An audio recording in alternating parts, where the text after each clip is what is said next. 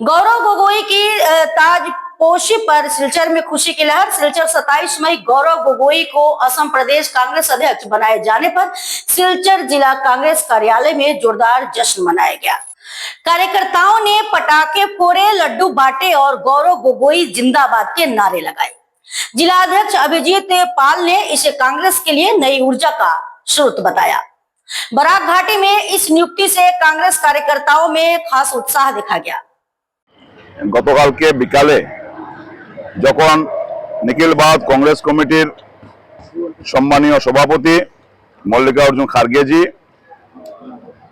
নির্দেশক্রমে আসাম প্রদেশ কংগ্রেসের নতুন সভাপতি রূপে গৌরব গোগোইকে দায়িত্ব দেওয়া হয়েছে, সেটা একটা আসামের রাজনৈতিকের জন্য এটা একটা ঐতিহাসিক দিন যে গৌরব গোগোইয়ের মতো ব্যক্তিত্ব যুব প্রজন্মকে যেভাবে নিখিল ভারত কংগ্রেস কমিটি উনার উপর ভরসা করেছেন এবং সমগ্র আসামের মানুষ জাতি ধর্ম বর্ণ নির্বিশেষে সবাই গৌরব গোগোই নেতৃত্বে আগামী 26 নির্বাচনে কংগ্রেস দল বিধানসভা ক্ষমতা আসার জন্য সবাই সেটা চায়।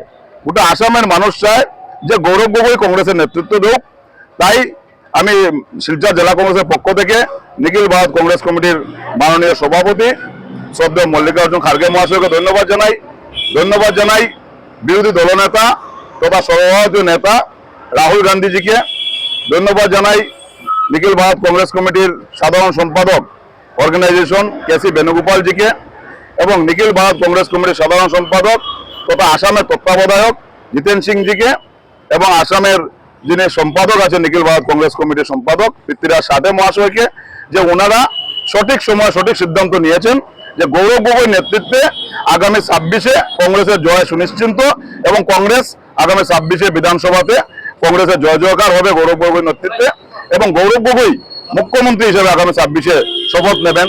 আজকে যেভাবে সমগ্র আসামের মানুষ গৌরব গোগোইকে দায়িত্ব দেওয়ার সাথে সাথে কংগ্রেস কর্মীরা যেভাবে একটা অক্সিজেন পেয়েছেন নতুন করে, যেভাবে কংগ্রেস দলের কর্মীদের মধ্যে উৎসাহ এসছে, আমরা নিশ্চিন্ত যে আগামী 26-এ গৌরব গোগোই নেতৃত্বে আসামে কংগ্রেস দলের সরকার গঠন করবে।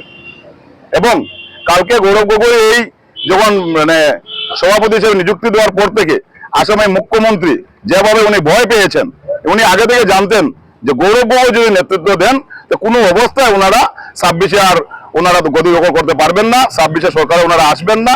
তাই আগে থেকে কিভাবে গৌরব গোগোইকে কালিমা লিপ্ত করা যায় সেটা দিয়ে অনেকদিন ধরে উনি চেষ্টা করেছেন, কিন্তু সর্বভারতীয় নেতৃত্ব সঠিক সিদ্ধান্ত নিয়েছেন যে গৌরব গোগোইকে নেতৃত্ব দিয়েছেন এবং গৌরব গোগোই নেতৃত্বে আজকে মুখ্যমন্ত্রী হতাশাগ্রস্ত।